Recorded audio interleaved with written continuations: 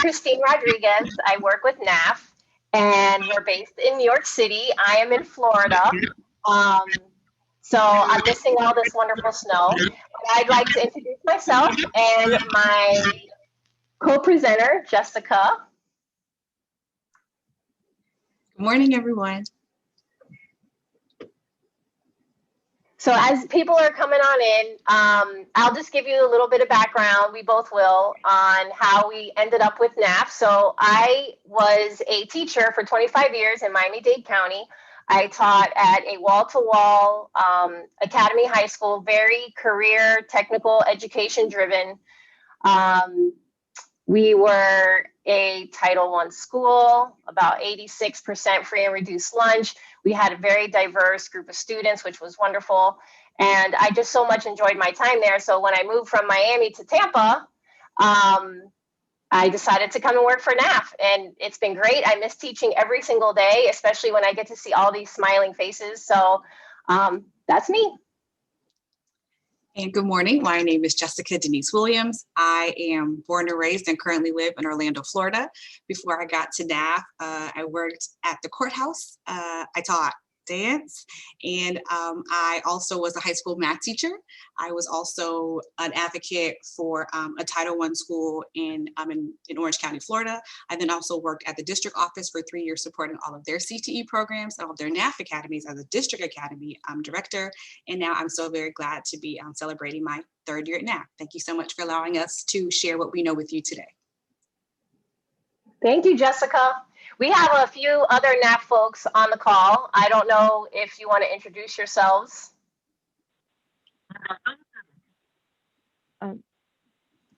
Hi, Bonnie Strum. Hi, how are you? All right, I'm on the phone call. My internet has been challenging this morning, to say the least. I can only imagine.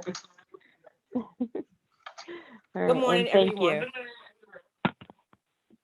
Good morning, everyone. My name is Kim Warren, and I'm here from NAF, and I'm here to support my colleagues as they share a wealth of information with you. And I am from New York City, a former portfolio manager for New York City, and now my role is an engagement specialist, where I provide work-based learning opportunities for the network throughout the country. And I'm happy to be here. Thanks so much, Kim. We're so glad you're able to join us today. And so what we love for everyone to do right now is for us to get a chance to know all of us that are here and to learn more about each other as we learn together for this quick connection today. So in the chat, if you're feeling open and willing, if you could please share your name. It'll be super fun if you give a middle name or a middle initial. And also what academy career pathway and or theme do you currently support? And if vacations are currently floating in your mind, where do you wish that you could go? So my name is Jessica Denise Williams. I'll be putting that in the chat. I support all career pathways because I work for NAF. And if vacations were a real thing, I think that I would love to go to, I think Colorado, and to see snow, because I haven't seen it in all of its robustness. So for me, that would be a vacation for me to see that. So in the chat, please.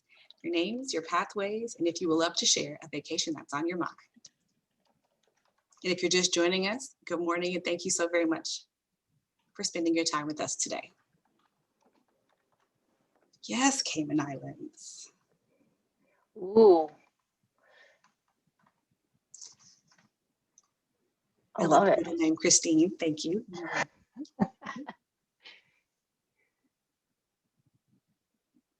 Nice to see all the nice various pathways. Nice, Greece.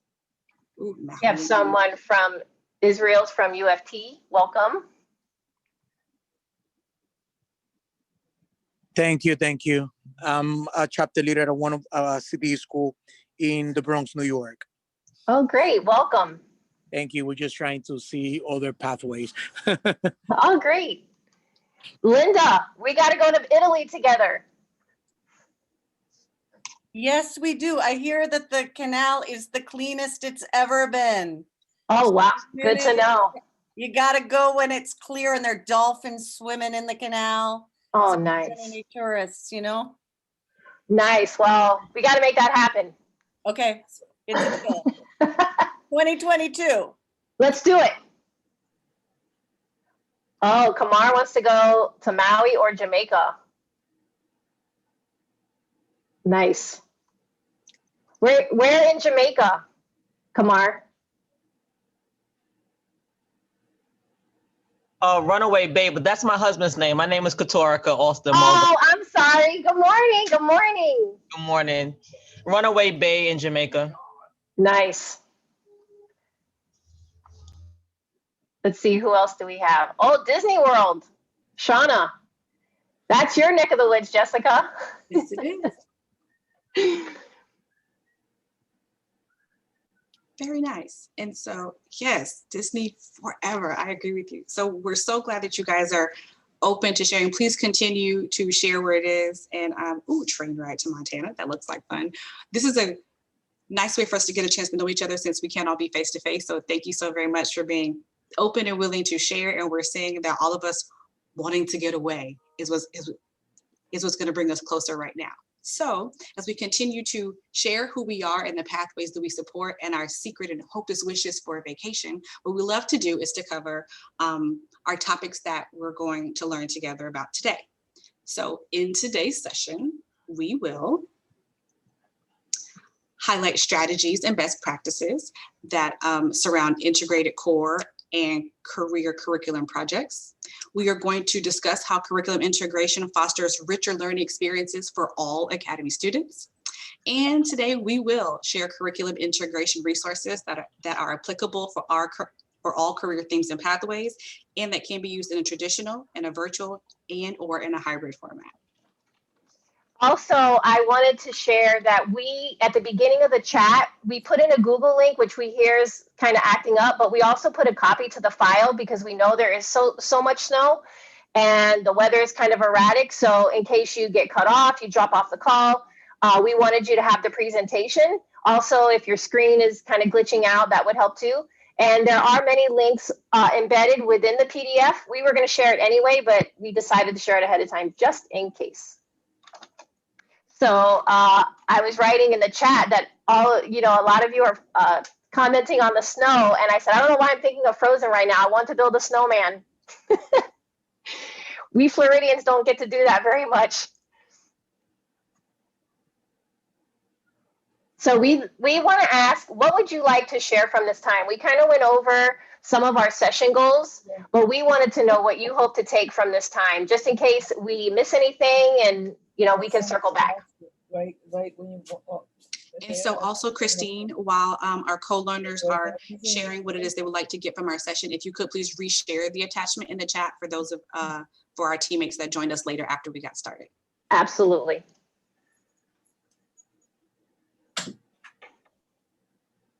And it looks like we also have a hand raised from Linda. Linda, is there a question?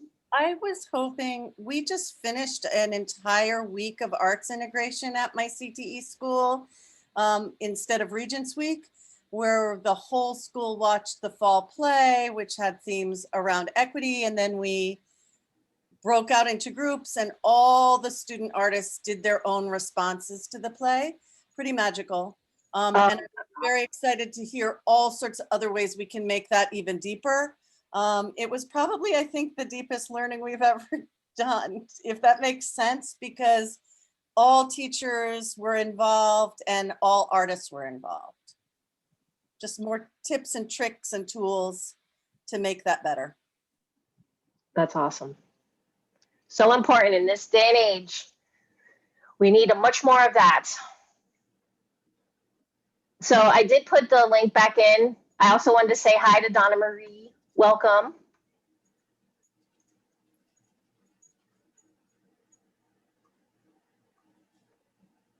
So anyone else want to add in the chat? No, Marcia, it's not a link because the link wasn't really participating. So I put in the file. If you would prefer a link, I could try again, but it's been acting up this morning. Let me try.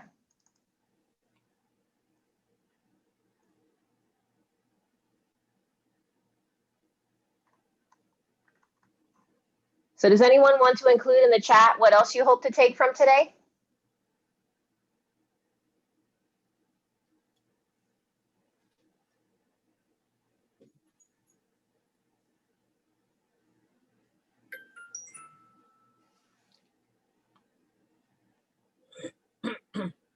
So Jessica, is our chat not working, or is everybody just being very quiet? So Christine, the chat does work because they're keeping us informed. I think perhaps that they're either not sure what they want to know, or they're just so excited to be here with us today to learn from and glean from whatever it is we would love to share with them today. And so as Marsha says, I believe that they have just morphed into their students, and that's okay. We're all in a learning environment, so we will flip those roles. And then also we will be sharing, some more ideas coming in about how to best organize curriculum, so that way they can maximize time with students, and also just further insight about the strategies that they're going to share. So I'm confident that as we share during our session today, that if there are more finite questions, that they will definitely pop them in the chat and or ask us. So I think we can go ahead. Amen to that. Oh yeah, that was cute, morphing into your students. I also we're just really excited to not only discuss some things, but we're also really excited to share some resources with you. We might even share too much, but hopefully we share things that you would definitely need and could use at any given time, or share with a colleague. So if we overshare, we apologize ahead of time, but we really thought that you could use as many resources as possible. So thank you everyone for adding in your comments, and we're just going to continue on.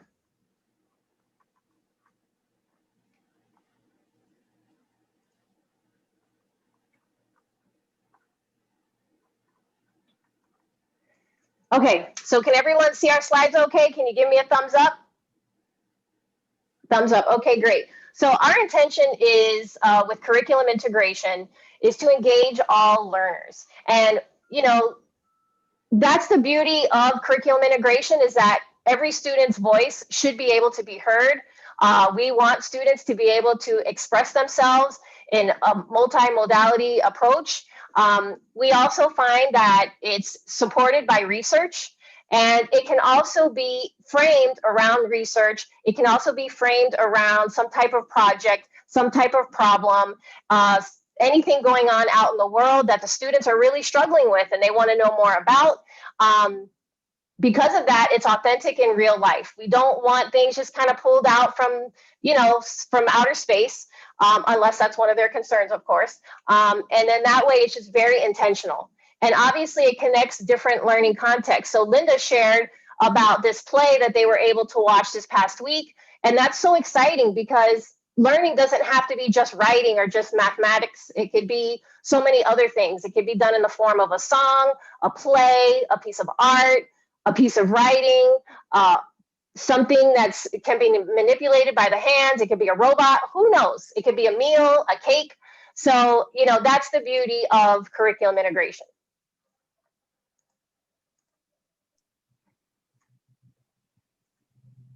You're right about that, Christine. The outcome is definitely something that is more fluid and flexible, so you can bend it to whatever it is you have, if it's special or if it's a passion to you, if you find that there is a need or a calling that the students would like to do, or if there is a district or a local state mandate as to what the outcome has to be. So since someone has such a robust learning with the arts, I know that there are certain ways to where if you paired it with hospitality and tourism, with event planning, as well as with the arts, that perhaps with the Great Gatsby, they could all, if they could plan a party based on the character, and then also send invitations based on the nuances in that, and then citations can be based on the book and vice versa. So there's a robust way to tie that all in. So the outcomes are, what do you want the learners to do? What will be that thing or that creative outlet that's going to allow them to show that they have learned everything from you and also your partner teacher from the focus that they have.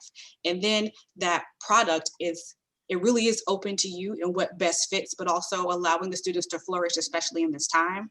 And then it has to be collaborative. First, you and your thought partner teacher, whether it be in core and or in another career pathway, you guys want to figure out, where do the frameworks meet and match? Where does it make the most sense? and also, also tying in what the student preferences are, or if we're finding that our students need practice in certain competencies. So if they're not showing up on video, perhaps part of it might be a presentation where you have to see Jessica's face, those types of things. And then it should be organic.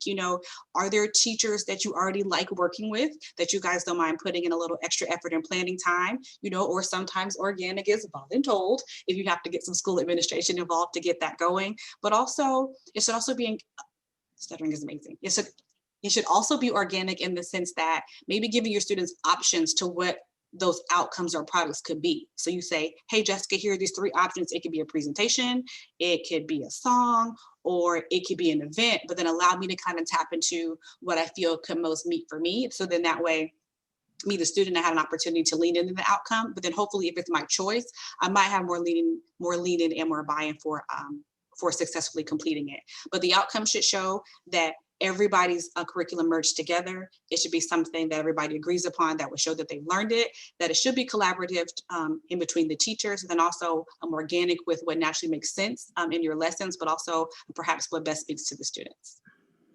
Yeah, that's all great points, Jessica. And so when we talk about organic, and this collaborative mindset, it's not just, teacher to teacher, student to student, but it's also teacher to student, and having that type of relationship where you can share ideas and kind of get their feedback and let them make some suggestions. And so it really is meant to be seamless and address academic, career, and student needs. And a lot of times we may not even be able to identify all that, or it's not even indicated by a number.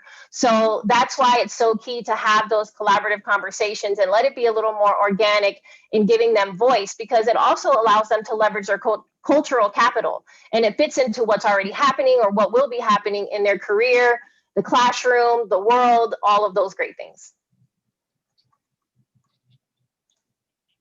You're right, Christy. And then also fitting into what's happening. There are times when we're not sure where to start with our projects or where to start conversations with our colleagues, or we might have to put our passion project on the back burner and are kind of folded into some initiatives that we have to make happen. So sometimes that we can build in where we're not sure if I should partner with English or math or another CTE pathway, but however, I might be led in a direction because of school data. Maybe there's a school improvement plan that says all juniors are going to work on English language arts, or it could say that the whole school is going to lean in for science for this particular semester. So as much as we want to be as creative and open and organic as we can, there are opportunities or sometimes mandates, if you will, to make sure that we fill all the needs of our local requirements as well. So there could be school data and or school improvement data that might help direct us where we could go, or sometimes school administration might help us go down that path. So we want to make sure that we're also open and asking, because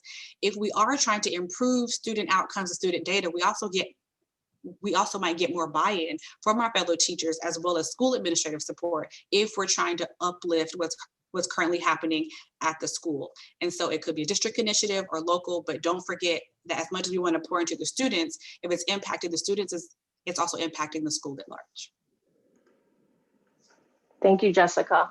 So on the previous slides, we mentioned it connects different content and context of learning. So here we can see that you can do career to core, you can do career to career, you can do core to core, whatever the case may be. So if a social study is reviewing the Industrial Revolution, and this actually came from someone at Tottenville High School. So the history teacher is doing the Industrial Revolution, and then the Finance Academy or finance courses are examining the longevity of products, or it's critiquing the company's marketing strategy from that age. It could also be like someone in IT, they're making connections between technology back then and now and how it's changed or morphed. There can also be CTE to CTE. Health science students can connect with engineering students to create a prosthetic hand, which I'm going to show you a picture of later using a 3D printer. And then, of course, the CTE to core. So students in IT, let's say they have to learn App Inventor for some type of competition, or they're joining the Lenovo challenge, and maybe they're going to create an app for SAT review or vocabulary review or different concepts in other classes. So really, it's a great way to work together and just kind of branch out. And so the students are seeing this learning in multiple places.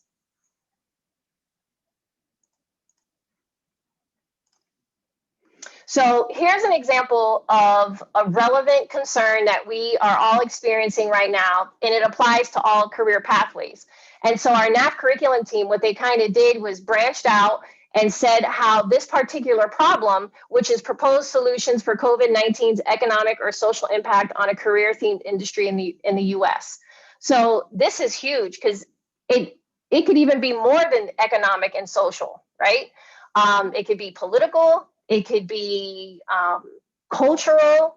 There's so many things going on. Hospitality and tourism, obviously, with the economic impact.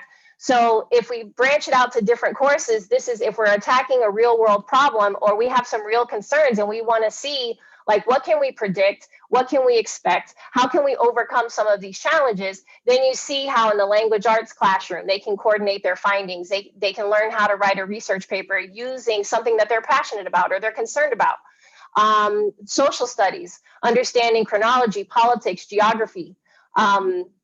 We have science. If you have a chemistry class, a biology class, what have you, or a health sciences pathway, you can look in biochemistry, infection rate, herd immunity, things like that. And then we kind of go along this whole spectrum here. And, you know, there's some great opportunities. And this is just a tiny little bit of what we can do. There's so many things going on in the world right now, unfortunately, that, you know, just even how the new election or the inauguration, our new president, and what kind of implications does that have on different careers? Oh, I like that. PSAs, public service announcements. So Israel shared that. So that's incredible. I remember we did an environmental unit in my English class, and I think it was the boy who harnessed the wind, and they had to do PSAs on the environment, and it brought in science and engineering, technology, things like that. So that is a great way. Students love to be creative, and that's awesome, Israel. Thank you for sharing. Israel, if you want to come off the mic and share a little bit, you're more than welcome to. Sure. If I didn't want to interrupt. So No. yeah, so our school, our area, our city area is recording industries. So we were breaking our head what to do, and we decided. So we are working on it's basically it's interdisciplinary between all subjects. So we are doing COVID, and it's basically how pandemics affect the world populations, right? So because in 11th grade they do U.S. history, so we are looking at historical pandemics that had affected the United States, and the students need to choose one of those. There's the student choice. They need to choose one of those pandemics, whether it is smallpox. Not, I know everybody will say Spanish flu, not Spanish flu, because that one was the model that we used. So smallpox could be what else? HIV, it could be swine flu, and then so their job is they need to compare that one with what is happening today with COVID. So in math, so they're doing the statistical part. So of course they're doing the scientific aspects in science, in social studies, the historical aspects. So the English component has been more of a format kind of style. So we have 3 different formats. Basically, we have APA format for those more advanced students, and we are kind of trying to do something similar to the old DBQ essays kind of format for the most students. And then we have an adapted one that is a very simple comparison, free form for IEP students and other students. So it's a project that is being pretty much, we started in October. We might finish it. We hope to finish it by March, because it's been hard to do it through, especially because it's remote, but kids seems to be interested on. And then because this year they on CTE, what they're working on is on the area of recording. So it's audio. This is the 11th grade in our school is audio. So we decided, okay, so we'll do PSAs, and they will have to do a PSA, whether it is in one of those pandemics or in COVID, on the comparison, which one was worse, which one has, and which one affected more in economically or politically, et cetera, et cetera, et cetera. Oh, and that's what we have. That is so amazing. That is, I wrote in the comments, what a rich curriculum and career connection for students. I mean, that's so powerful. Yes, we could then, I'll be more than glad to share some of the stuff when we are done. Maybe you guys could come up and usually we make panels in our school. So the students have to present this to a panel of people. So maybe you guys could come aboard and see some of those presentations. And I just so you know, this is an international school, so 100% of the students are new to the country and totally new to the language. So it brings three other barriers for us, of course. Yeah. Well, I think that's one of the goals and I guess underpinnings of core and curriculum integration, because it is part of, and especially giving them that choice, as Jessica mentioned earlier about the product, and that is very universal design for learning. It embraces all learners. It allows them to shine in a way that that they're most comfortable, and it gives them kind of that free reign to express themselves. So I think that's really powerful what you're doing, and I appreciate that. And I'm looking forward to seeing, some of your products and some of your samples. Yeah, your samples and Absolutely. some of your resources. Absolutely. I agree, Okay. Christine, that would be amazing, especially and I even got inspired by him sharing, because I've been thinking, are the PSAs even translated in other languages, and then also maybe if the students Right. are taking another language at their school, is there a history of how the health information is dispersed in those particular countries? So is that a world language tie-in, and then also going back, is there even a history tie-in about how things are shared out as well? So that's exciting. We'll be Right. looking forward to that. And so Absolutely.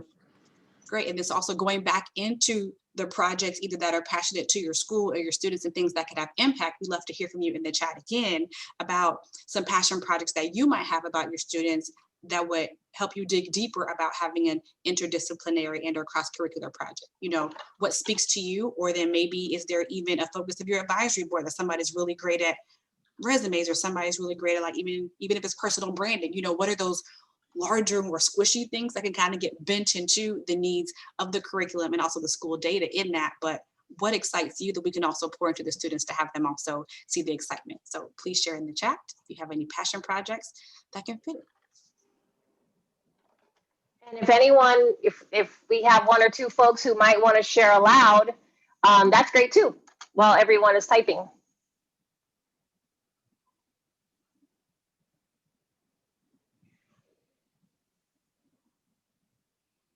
Marsha, you shared in the chat, but do you want to share aloud?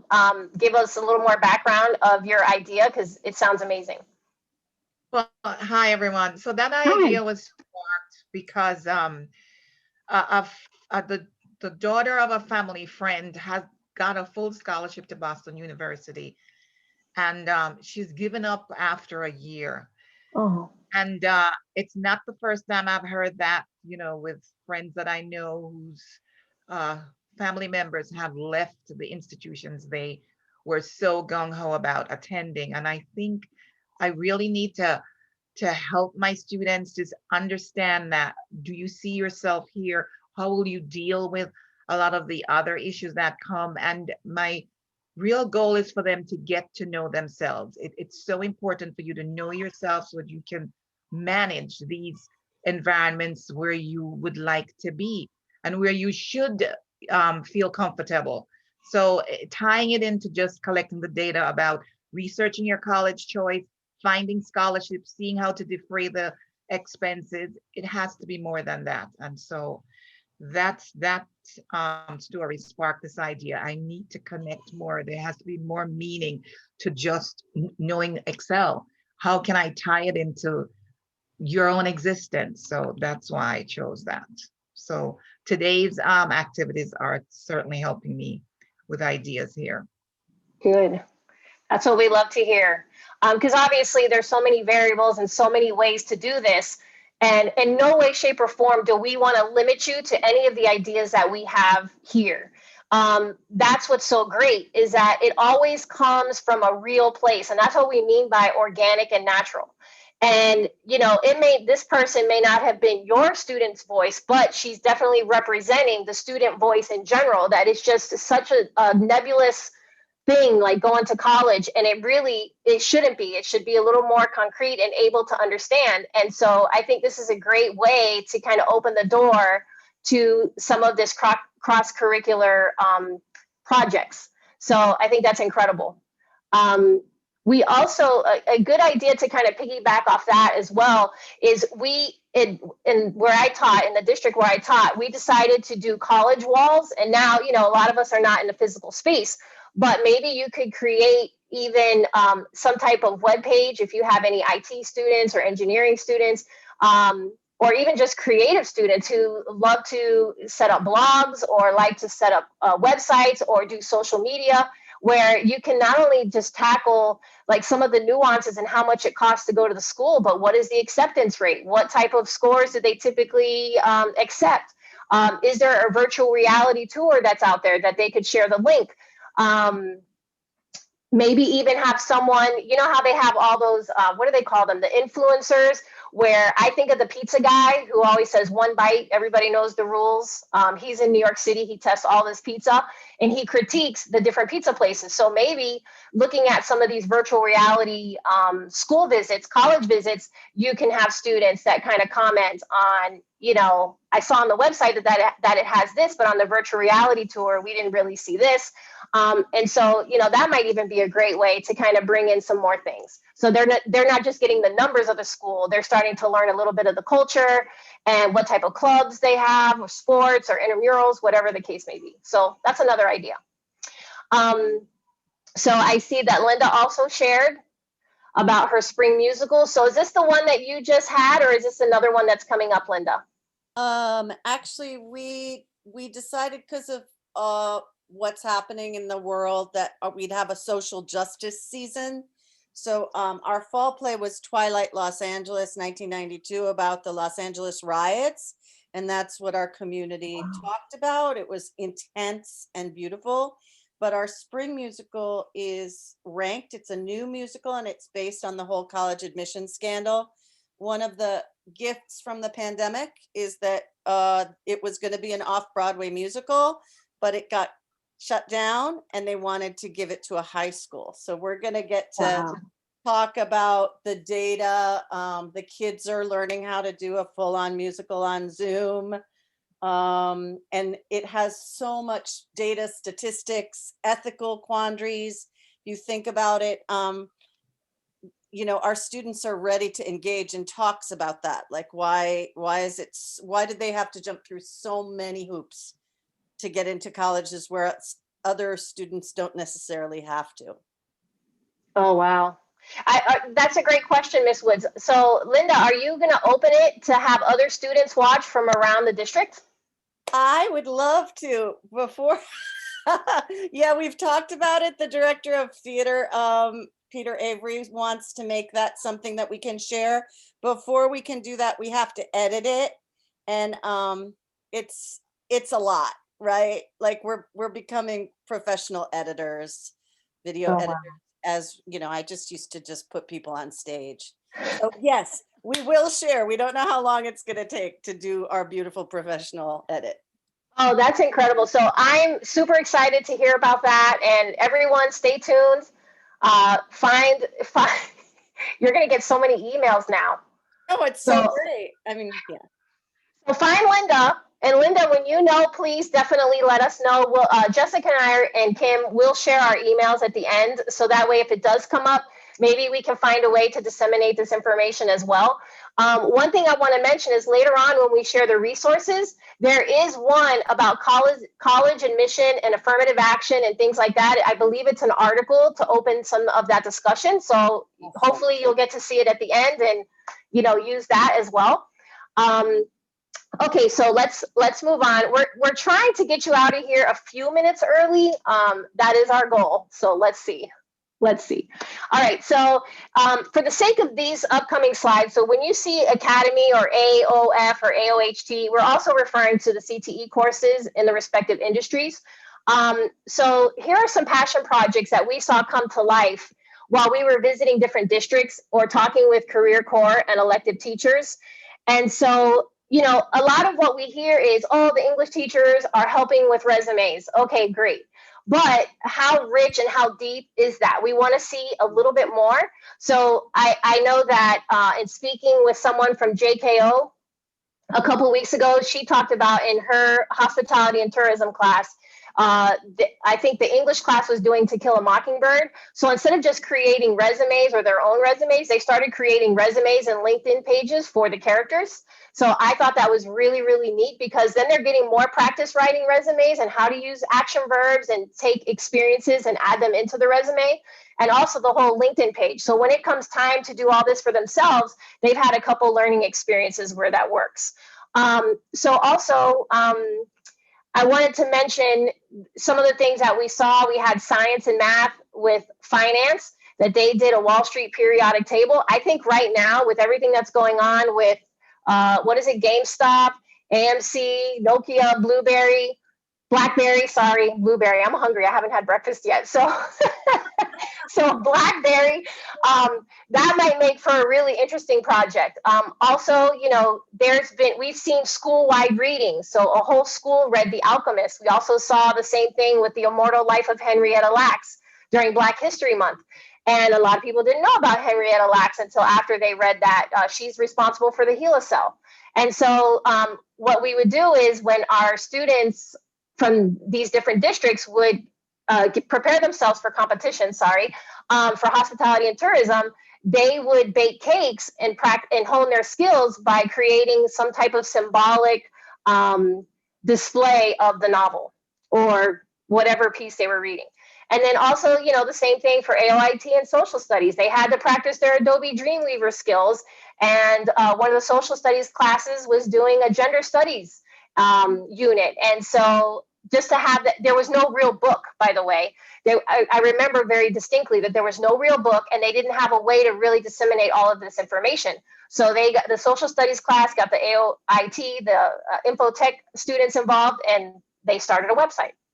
So these are a lot of different passion projects that are out there. So we also saw, in response to when we talk about something that's very relevant in real life and the students are just so impassioned about, 17 Acts, that was a social justice project that stemmed from the shooting at Stoneman Douglas in Florida. And we all heard about it. It was a couple of Valentine's days ago. So I think in 2017 or 2018, and it was a horrible event. And I remember distinctly seeing kids all over the world, or country rather, just upset, doing the walkouts and things like that. And so this particular school channeled its energy into creating 17 acts, one for each victim, to just find a way to make schools safer, not just as a preventive measure, in a preventative way, but also in a way like, if it does happen, what do you do? And just seeing like health sciences classes coming up with videos to show how to treat certain victims. Like if they get a gunshot or they get hurt or anything happens, trampled, how do you then tend to the student? And they worked alongside engineering, IT, they worked along with even their English classes, social studies classes, to figure out like, what are these policies? How can students help other students in a medical situation? So it was really a dynamic unit. And also the one in the middle is one of my passion projects. I had a student who did not have use of one of her hands. And she had to pass the phlebotomy, phlebotomy exam. Sorry, I'm stuttering too, Jessica, so don't worry. She had to pass the phlebotomy exam. But she couldn't hold the needle and the person's arm at the same time. So we kind of got together, and Linda, I thought about you because the arts were also involved, because they're the ones that created the sheath for the hands. So it was more lifelike. And so there was an app on the phone, and they created this robotic hand, so to speak. And she was able to pass her phlebotomy exam. And now she's in the nursing industry. So, you know, there's so many things that can just come from like those, not strangest places, but the places you wouldn't dare to go because we're so confined a lot of times by the four walls of our classroom. And when you see that a student has a need, whether it's 1 or 1,000 or 10,000, you want to find a way to tackle it. And this was a great way just to collaborate and make sure it happened. And so we don't want you to like, you know, just have to make it happen. We want you to have these passion projects. We want you to be able to take things that are out in the world. We want you to hear your students' voice and take them and kind of massage and bend them to, to make it a meaningful project.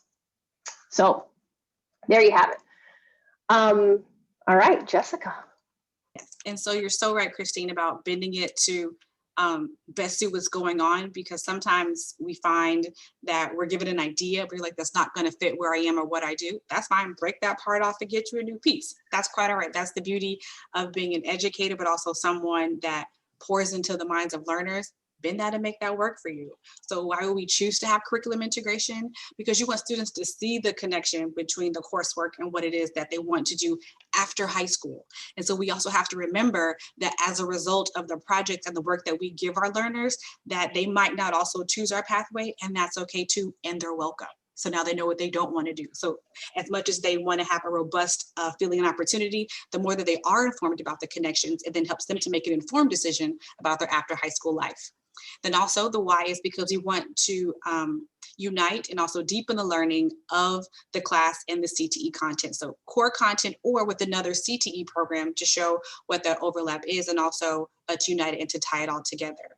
Then also we find that the curriculum integration, that it improves the attitudes and the motivation that helps to cultivate any sort of occupational identity, in the sense that how can I see myself doing this thing or in this particular career pathway? So until I have a chance to be a part of it or to research it or to create something about it, then I can't really see myself until I've immersed in it. So we're hoping to provide that. And then also to break through some cultural things as well, because we want to have students see and know, but also advocate for themselves about any particular barriers. And then having that creative outlet and also that student choice of what their product or outcome could be, could help them to express themselves in a way that perhaps they didn't know that they could, or it was the one outlet that they needed to share their learning, but also something about themselves as well. So the why is as concrete and also as creative as it can be for both the student and the teacher. Yes, absolutely. And the why is also the who. Oh my goodness, when I look at these faces, I am just so overcome with joy, because when teaming up with core teachers or other career teachers, and especially elective teachers, we don't talk about them enough. We can learn so much about our students' interests outside of what we already know about them within the class setting.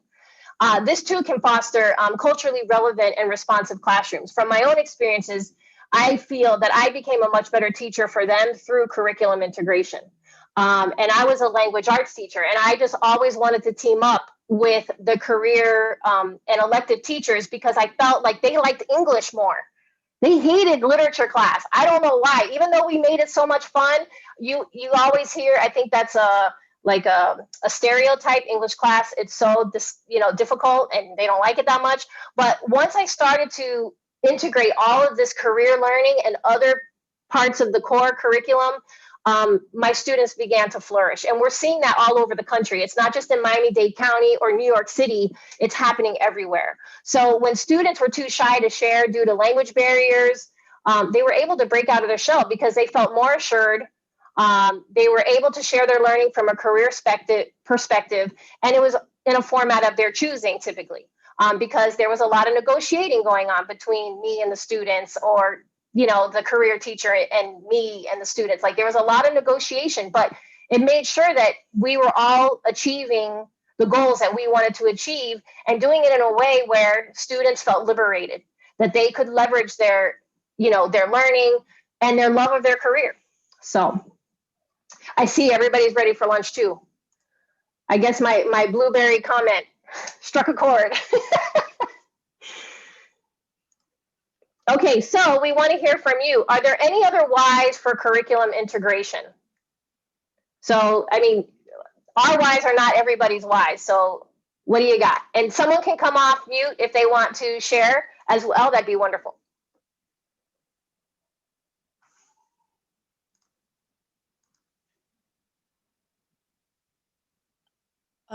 One of the things, this Linda, one of the things that came out with our school-wide project was faculty and students were all working together. We were all learning from each other. And I think it was the first time that we really realized that a drama teacher can learn from a science teacher, and a science teacher can learn from an ELA teacher, and a phys ed teacher can learn Adobe Photoshop. It's also learning from each other outside of our areas of comfort. Yes. Yes. Amen to that. I remember I didn't know a lot about Vex Robotics. And then once I started, well, I keep seeing the berries pop up on the screen. So once, they had to work on their catapult mechanism, whatever that thingy is called. And it was just really interesting to just see like how did the scarlet letter help with a catapult on a robot? It's unbelievable. So, there's just, and even seeing those light bulbs go off, I mean, that's everything to me.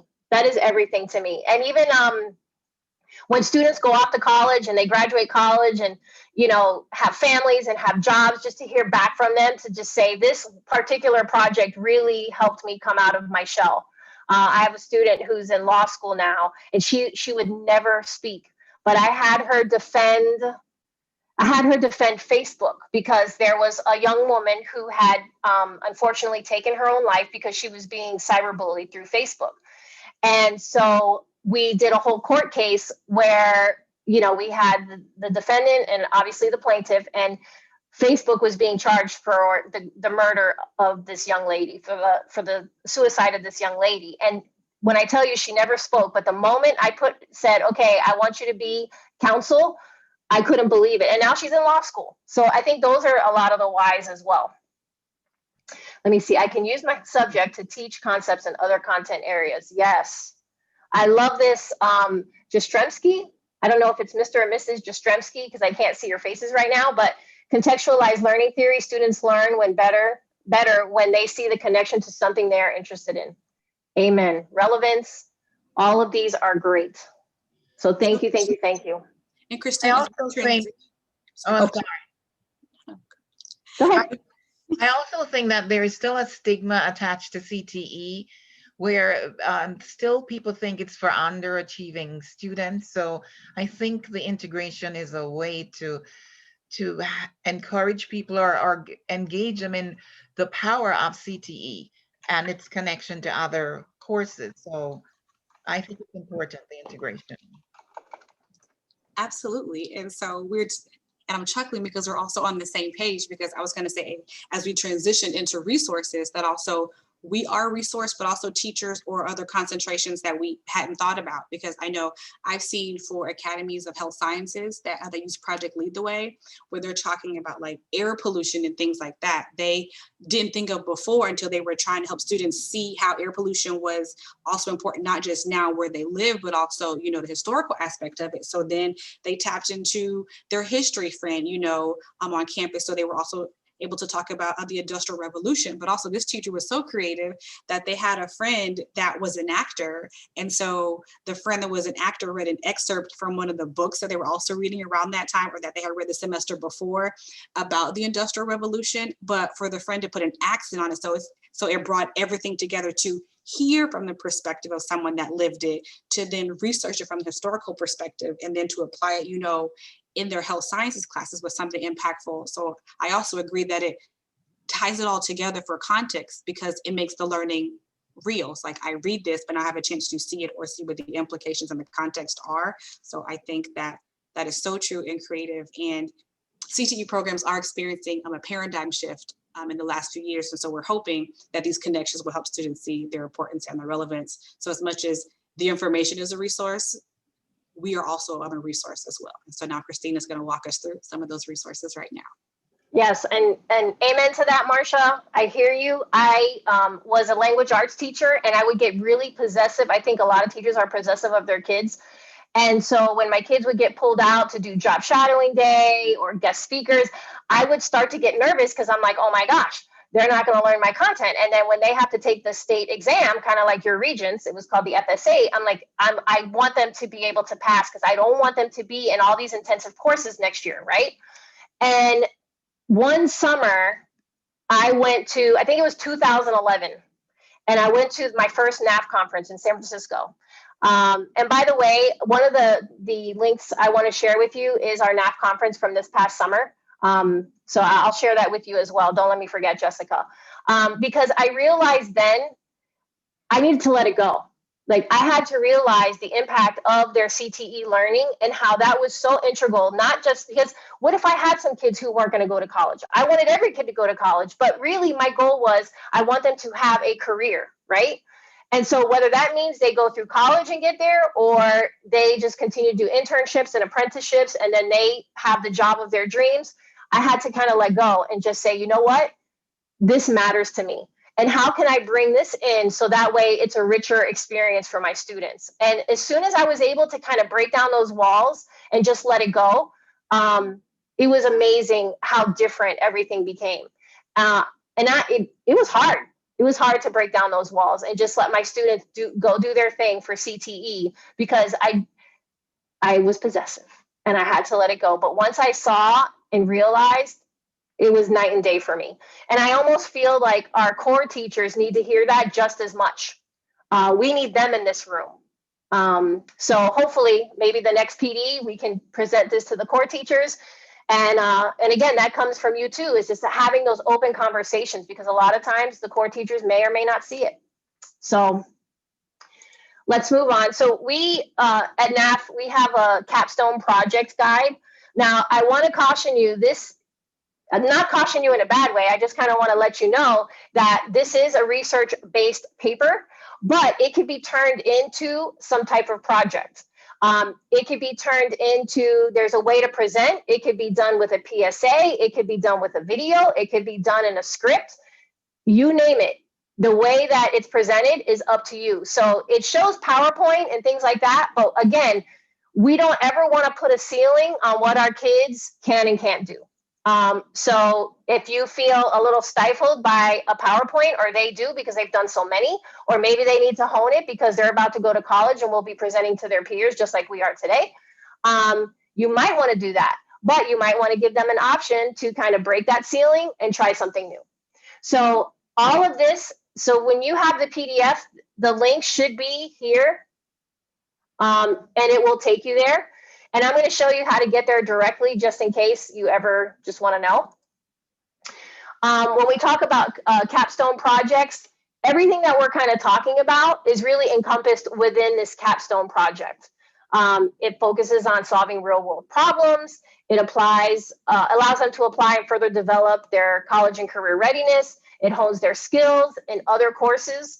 And it reflects on their learning. And most importantly, it allows them to showcase it. One of the most valuable parts of learning is the publishing phase, because then they see everything come to life. And I think they recognize some of the things that they can work on and what they can be most proud of. But if they're in a really good collaborative and safe space, other people can kind of chime in and say, hey, this was really awesome. Maybe pay some attention to this, and then finish up with something really strong. So it just depends. We have other interdisciplinary projects as well on our site. Again, this is a link. This is Overcoming Challenges Through the Lens of Social Justice. This was not produced by NAF, but we do share it on our site. This was from the American Federation of Teachers. And this is a great way that students can research social justice challenges within their career theme. And it also has a lot of great accommodations that we so desperately need for ELLs, students with different varying abilities, and those who might lack technological access. So how to get there, and again, I don't have it linked here because I'm telling you how to get there. So if you go to naf.org, you can find these different materials. Again, this is free to anyone, even if you're not in the NAF network. We really, yes, Israel, I will share again our presentation. It's at the beginning, but I'll share it again just in case. This is free to everyone. You don't have to be a NAF Academy to benefit from these resources. We realized, with COVID, we needed to do more to help our nation's students. And we even have academies in Puerto Rico and the Virgin Islands. I remember somebody wanted to go to the Virgin Islands at the beginning of our conversation. So, we wanted to not just limit it to these particular geographies, we wanted it for everyone. So you go to naf.org, and then you can select teaching online. And there's different topics. This is how you get to the capstone project. There's all kinds of hacks and other resources that you can use. And you can also break it down by NAF theme. We even have a racial equity and practice page, which is great, and so many valuable resources. And of course, work-based learning, which we all know, Perkins, work-based learning is a big deal. And we need to be a little mindful of it. So we have those resources as well. If you want to delve a little bit more into racial equity and practice, and Linda, it kind of goes back to what you were saying, that it kind of stemmed from some of these conversations that were going on. And then you were able to do a whole school-wide unit. But there are some great discussion guides from youth engagement here as well. And I'm only showing you a little snippet of the pages, but there is so much. So I really encourage you, bookmark these pages so that way you have access to them anytime. And these are great conversation starters. So if you're going to kind of go through this process of, what do we want to do? Like, I recognize my students need to hone XYZ skill. And, you have a friend in another career themed course or in a core content course or elective course that are saying, hey, for me personally, our writing scores were not that great. So that was a constant battle. And just having them respond in a career themed manner, it just deepened their writing. I couldn't believe it. They were very much on the surface, but before I had them write some type of analysis paper, I would let them respond in a career themed way. For example, if we were trying to really, I guess, dissect the character and the different nuances of that character. I remember Health Sciences made an operation, like a human-sized operation board of this character, and put different quotes in there and why they chose these different body parts to be part of the operation board. It was unbelievable. So when they sat down to write their paper, oh my gosh, their analysis was so much deeper. And they were building on their skills because they were doing anatomy and physiology. So they couldn't just call it an arm. They had to call it the actual name. I don't know what it is. I know these are phalanges, but I don't know about the arm. So they had to call them by the actual name. So the career theme teacher was like, oh my goodness, my kids are learning anatomy and physiology so much better now. And I'm like, oh my gosh, my kids are learning analysis skills so much better. So it's just super amazing when you can do all of these things.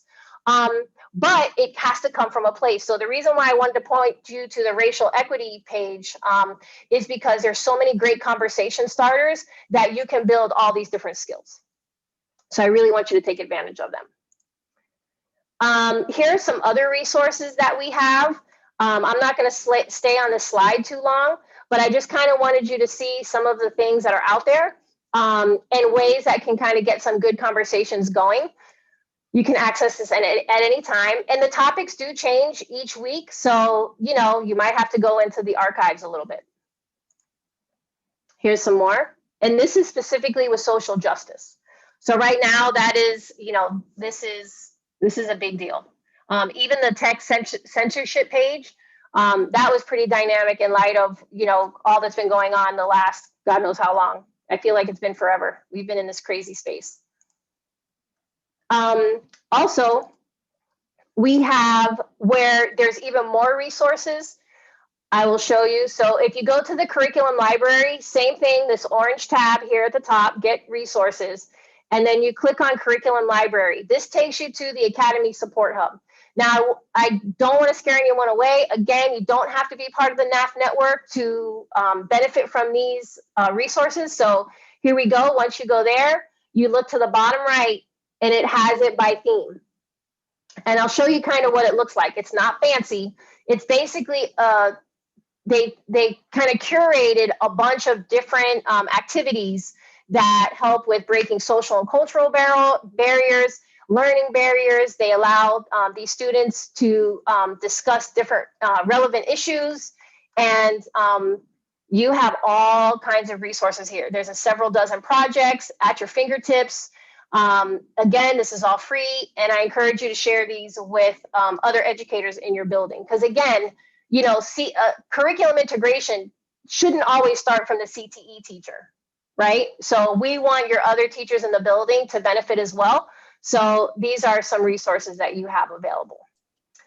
So we're going to come, oh, hold on one second. The Education Today resources are archived on, yes. Oh, thank you, Jessica. You're welcome. Thank you. And Israel, I'm adding the PowerPoint or the PDF of the PowerPoint again, so you have it.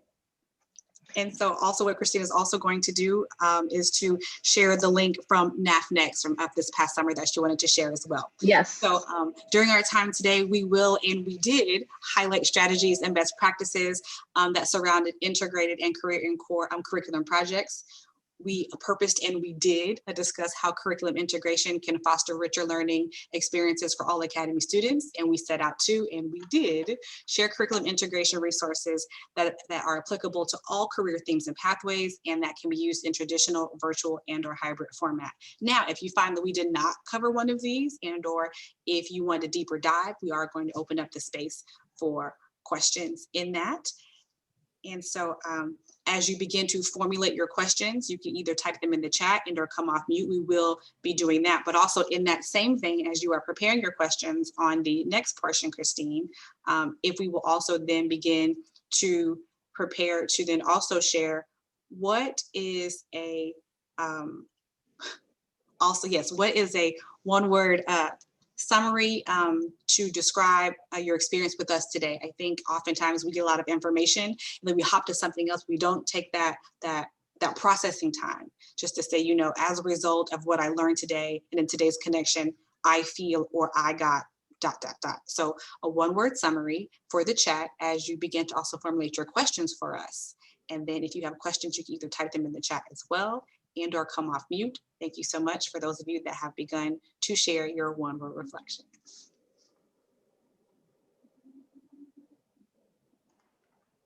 And also feel free to ask questions. We're here to answer them. While you have us, ask away. Right, so Christine, while you're getting that link as well, I also have a question for the local support team, that there was a question on the floor regarding how the participants will get their CTE credits. We want to make sure that you guys get that addressed as well.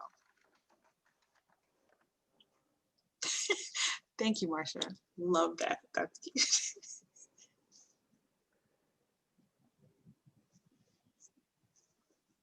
Oh, I love it. Invigorated. Thanks. Thank you so much. You know, I don't know if I can speak for you, Jessica, but I always just love hearing these conversations. And sometimes I feel bad for NAF because it's conversations like this that make me want to go back to teaching because I miss it every single day. Ugh. And I think in my next life, I want to come back as a CTE teacher, real talk. I really do.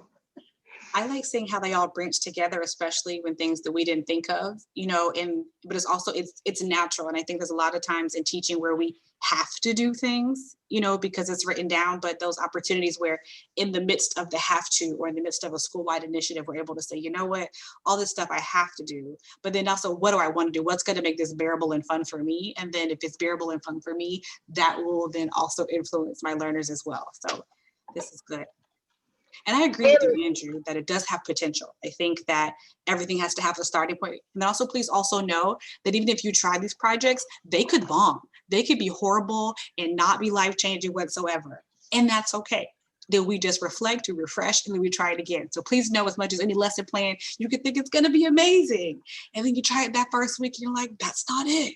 You know, so stay the course and finish, but also reflect and say, okay, let's not try that again. So this is what you want the students to learn and to try. We'll also be in that same vein as well. Yeah. Go ahead. Can I say something real quick? Yeah. I've done a lot of collaborative projects with, I'm a CTE graphic design teacher. I've done collaborative projects with the English department, and we, as a school, we've tried like school-wide projects, but they just haven't been successful. So there's a lot of things that you've mentioned here, and I'm really curious about your the resources. I think they're going to be really helpful. But I know just working with like the English department on I had the students design a 32-page booklet where the English department kind of was fortunate. They gave up actually a free period, and I gave a free period to give my free period to their class to present. But we're they had to choose a modern poem, and then they had to create a visual narrative. So they had to do the typesetting, they had to do the photography, they had to do the layout. And then the PTA was kind enough to support the printing of the actual booklets.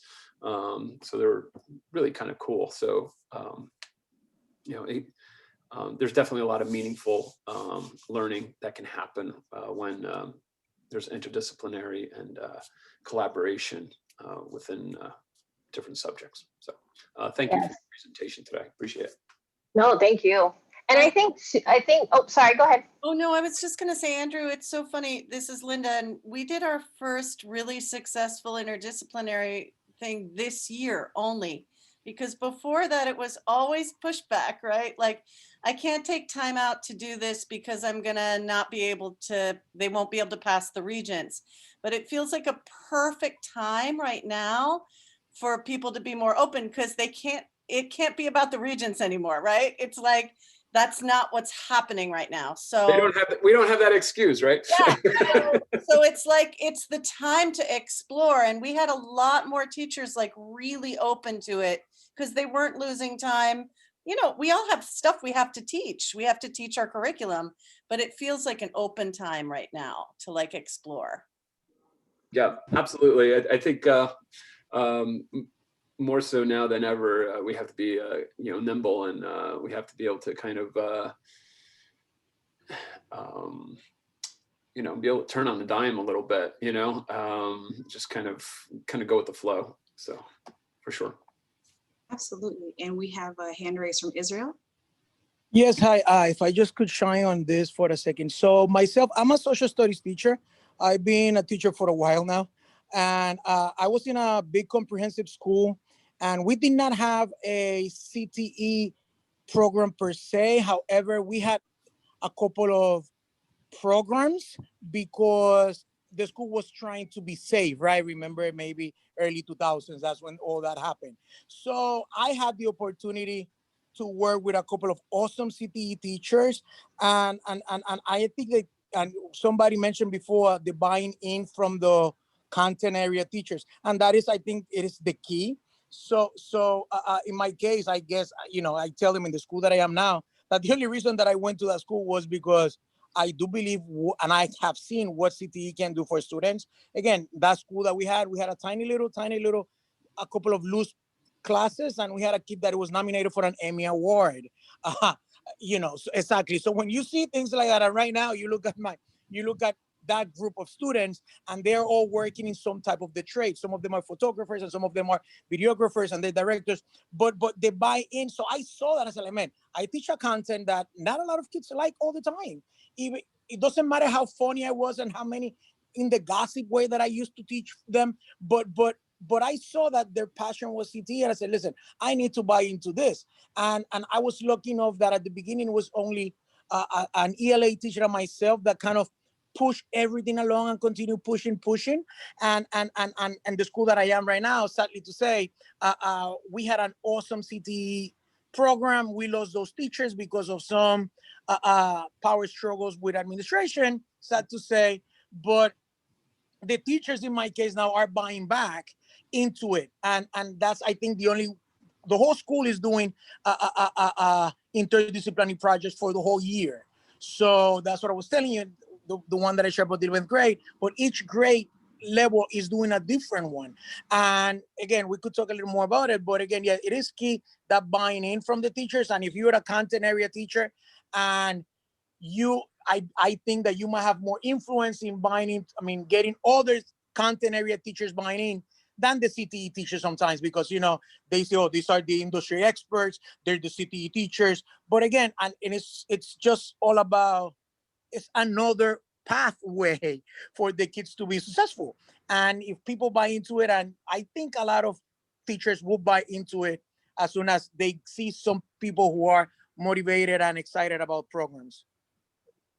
Absolutely. And you're right about that, Israel. And I want to thank you for sharing, you know, that sometimes we have to find inspiration from others, and then also inspiration from our students, because it should be back and forth and reciprocal. And then also, you know, as much as you are a CTE teacher, it's not just, you know, what can the other concentration do for me, but also, you know, what we could do for them, so that way when students see the connection, you're taking on aspects from their content, and then they're also taking on aspects from yours. So that's great. And Right. Marcia, I believe you have a comment as well. I wanted to just talk about the project. Sometimes it's not possible to work in unison with the other core teacher that you're trying to integrate with. So you can still do the project like later on, because for me, the ethics component for my Excel lessons, we may visit her class. I'm going to be speaking with that teacher, but I haven't started Excel yet, but I'm still going to integrate that her unit into my work. So sometimes you can't move in unison with the teacher whose core subject you're trying to integrate with, but you can still address that in the CTE piece. So, you know, and vice versa. That's my thought. That is a great point. And I want to apologize for everyone. I was frantically trying to find the NAF Next link, and I had to open my email and realized it was on the screen you were all seeing. So I apologize. But thank you, Marcia. That is a great point. Sometimes we cannot, we can't rely on someone else for our students' learning. Sometimes we have to be the horse, the carriage, the passenger, like you name it, the road. We are all of those things. So if you have someone who's not particularly cooperating or doesn't want to collaborate, you can either move on to someone else, or still do it and just say, tell me what you're learning in XYZ class. And so, or even ask the students, how does this apply to what you're learning in other courses? And so, you know, I mean, that's a really good point, Marcia, really, really good point. But before we go, there was something that I wanted to share with you. I saw this back in March. I looked it up again yesterday just to see how many likes Shonda Rhimes had about this quote, because not only do I have such a love of the teaching profession, as does Jessica, just in this space alone, like, wow, what you guys are doing is unbelievable. You do this every single day, but amidst all these challenges and all the social craziness that we've had this year and the pandemic, like I just am so honored and blessed to have been a teacher, to be in your presence, to be able just to talk with you and learn from you. And I thought, like, we're not the only ones who agree, because there are 582,000 likes. A lot of people agree with Shonda Rhimes that it is not easy to be a teacher, whether it's a elementary school student or a high school student. Amen to that. So before we leave too, we don't want you to forget to share your one word. Yes, finally, recognition. You know, it's never said enough. I don't think it's never said enough. So Jessica, by any chance, do you have the link to our evaluation sheet? I do not, but we will circle back with the planning team and then get it out to all participants. We want to thank everybody so much for your time. And in that follow-up, we will reshare the resource with you, the links, and also the survey as well, and our contact information. And thank you guys so very much for your time today. Thank you, everyone. Thank you for all your feedback and your patience, and just for being here on such a snowy, unpredictable day. So I did share the evaluation link in the chat. So thank you. Everybody go get your blueberries. Have a good lunch. Thank you, everyone. Also, the link to the main room is also in the chat. Have a great afternoon. Thank you, Stephanie, for hosting us. Thank you, Christine.